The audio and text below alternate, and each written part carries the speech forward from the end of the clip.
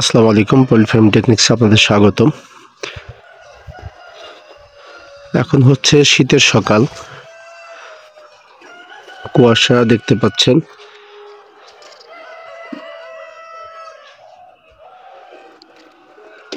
এ হচ্ছে আমাদের সুপারভাইজার মঞ্জুর আলম বাচ্চু আঙ্কেল।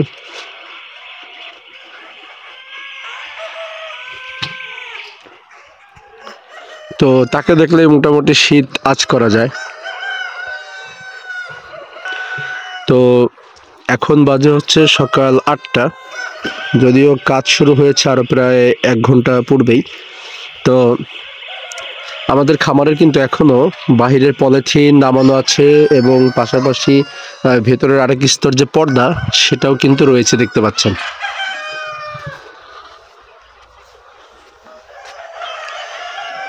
আর আমাদের এটা হচ্ছে সোনালী সুপার হাইব্রিড প্যারেন্টস বড় মুরগি, যে কারণে এটার বাহিরে আর এই পাশে পলিথিন দিতে হয়নি, তবে উত্তর পাশে কিন্তু আমরা পলিথিন দিয়ে দিয়েছি।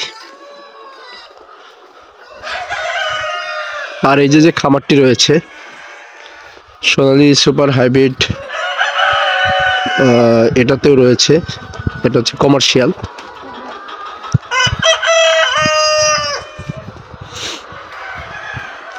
এটাতে খাদ্য পানি দেওয়া শেষ হয়ে গেছে, দেখতে পাচ্ছেন। এটাতে কিন্তু বাহিরের পর্দা টানানো রয়েছে। এটাতে দুই পাশে পর্দাটা মানে বাহিরের যে পলিথিনটা সেটা টানানো রয়েছে। তো এটা উত্তরে, দক্ষিণে, পূর্ব পাশে সব সাইডে কিন্তু মোটামুটি আমাদের বাইরে আরেক স্তর করে পলিথিন দেওয়া আছে। আর এই যে সোনালী সুপার হাইব্রিড, এটা হচ্ছে প্যারেন্টস। তো এটাতে কিন্তু দক্ষিণ পাশটাই নেই, তবে উত্তর পাশ, পশ্চিম পাশ এবং পূর্ব পাশ, এই 3 পাশে কিন্তু পলিথিন দেয়া আছে। এবং তিন পাশে বলতে আপনার 3 পাশের যেই পর্দাটা ভেতরে সেটা কিন্তু উঠিয়ে দেয়া আছে। আমি যদি এই পাশ থেকে দেখাই, দেখতে পারবেন যে বাহিরের ওই যে পলিথিনটা দেখা যাচ্ছে, কিন্তু ভেতরের পর্দা কিন্তু মানে উপরের অংশটা খুলে রাখা হয়েছে। নিচের যে পর্দার অংশটা দেখতে পাচ্ছেন, ওই যে নিচের পর্দার অংশটা সেটা ঢাকা রয়েছে, কেননা উপর দিয়ে যাতে গ্যাস বের হয়ে যায়। যেহেতু আমরা তুষের উপরে মুরগি পালন করি, সেক্ষেত্রে যাতে খাবারের ভিতরে গ্যাস না হয় সেটা অবশ্যই আমাদেরকে সবসময় খেয়াল রাখতেই হবে।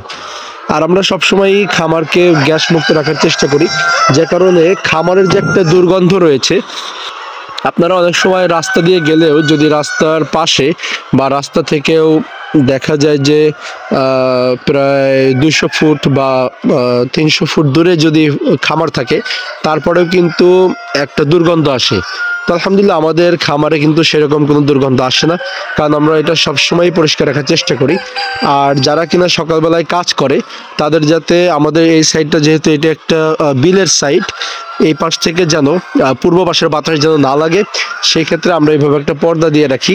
কারণ যারা কাজ করে অবশ্যই তাদের একটা মোটামুটি স্বাস্থ্য সুরক্ষার বিষয় রয়েছে, সেদিকটা অবশ্যই কিন্তু নজরদারিতে রাখতে হবে।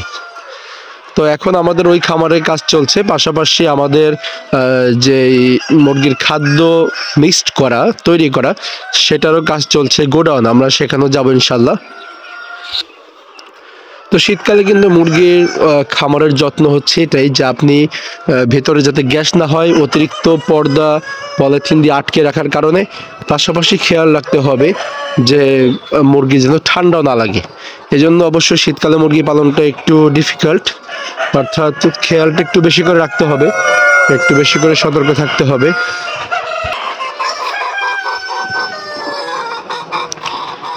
তো এটাতে পানি দেওয়া হয়ে গেছে, আর কয়েকটা ড্রিঙ্কার বাকি আছে, সেটাও এখনই দেওয়া হবে। তবে খাবার নিয়ে আসা হবে তারপরে। খাবার আনার জন্য আমাদের খাবারের একটা ভ্যান রয়েছে, এটাতে করে আমরা গোডাউন থেকে খাবার নিয়ে যাই।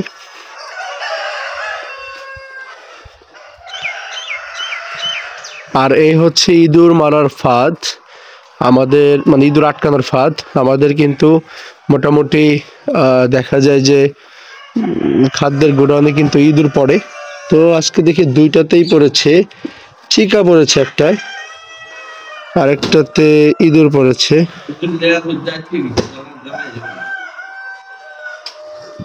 দেখতে পাচ্ছেন।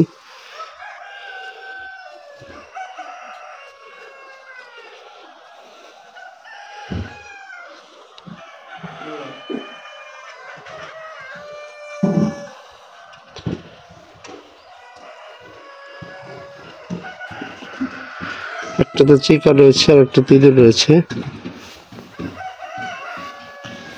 যে পাশ থেকে যদি দেখাই,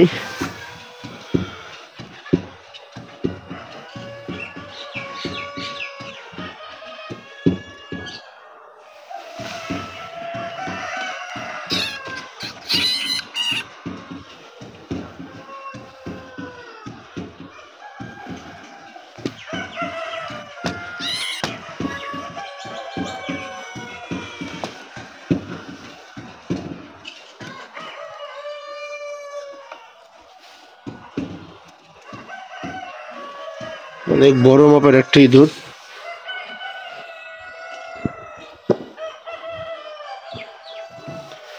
তো এই ইঁদুর কিন্তু আমাদের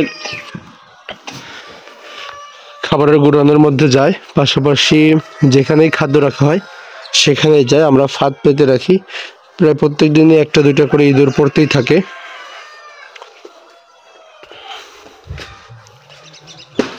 এখন হচ্ছে ভুট্টা ভাঙানো হবে। এ হচ্ছে ভুট্টা ভাঙানো মেশিন। ভুট্টা ভাঙানোর আগে আমাদের জামাল ভুইয়া প্রস্তুতি নিচ্ছেন। সুপারম্যান স্টাইলের কাপড় পরে তিনি ভুট্টা ভাঙানো শুরু করবেন।